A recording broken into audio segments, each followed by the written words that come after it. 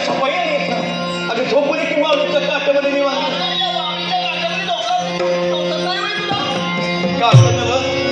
गादी आहे माझी गादी त्या बाबीच्या काट्यामध्ये झोपाया मला लई मजा येते तू जा की घरला झोपू दे की निवांत जा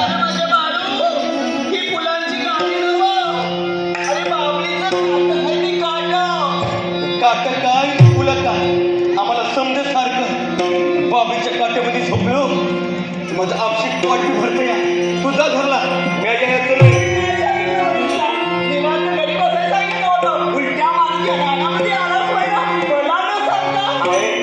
आज घरला यायचं नाही आज मी ठरविलेलं आहे